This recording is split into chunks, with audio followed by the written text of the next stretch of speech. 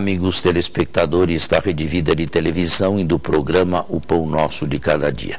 Terminado o grande tratado sobre o sacrifício de Cristo, que fundamenta uma nova aliança e, como sacerdote mediador, nos une definitivamente a Deus, o autor passa a tratar outro assunto, a partir de seu capítulo 11.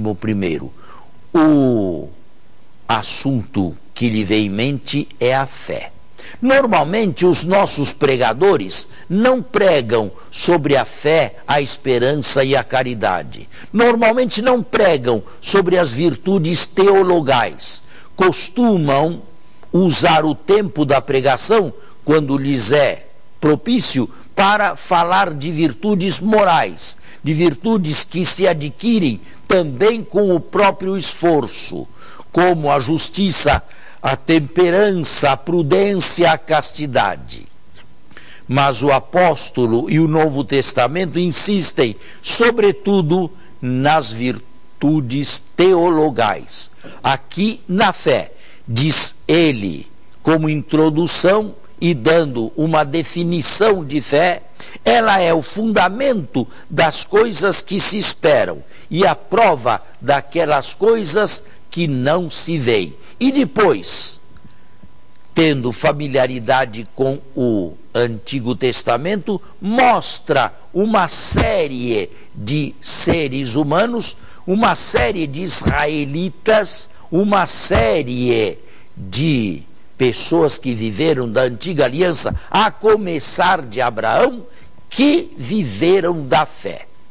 Eu gostaria de, neste programa, ensinar o seguinte: a teologia clássica, mais tarde, bem mais tarde, e foge bem deste texto aqui, distinguiu dois tipos de fé, que chamou em latim fidesque e fidesqua.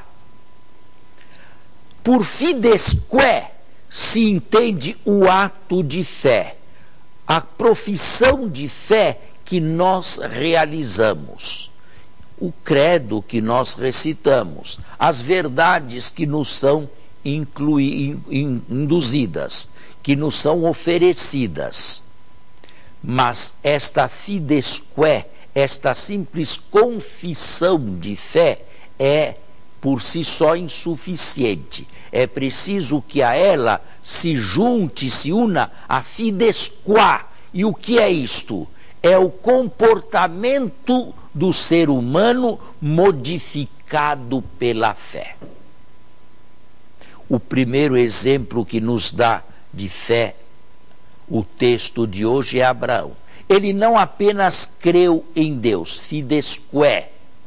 Ele não apenas aceitou que Deus lhe dizia a verdade, fazendo-lhe duas promessas: a de uma terra prometida e a de uma herança mais numerosa, uma herança de filhos, uma descendência mais numerosa do que as estrelas do céu. Esta é a fidesque. Abraão aceitou o que Deus lhe dizia, mas a fidesque se une à fidesqua. Abraão, por causa desta fé, mudou completamente o seu estilo de vida. Por causa desta fé, ele deixou a comunidade de Harã, da Síria, onde habitava, deixou a sua família, deixou o seu passado, deixou as suas raízes e se pôs a peregrinar. Ou seja, a fé modificou a vida de Abraão. A partir daquele momento,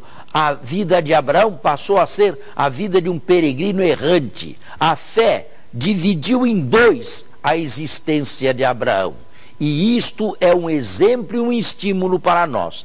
Apenas recitar o credo não é suficiente. Apenas aceitar sem pôr em dúvida os ensinamentos da igreja não é suficiente. É preciso que a isto se modifique a minha existência e eu aceite plenamente a diferença de ser cristão, diferença daqueles que não o são. Se houver diferença na minha vida, eu tenho a verdadeira fé. Mas se minha vida se continua como a vida de qualquer um que não tem fé, a minha fé é ilusória.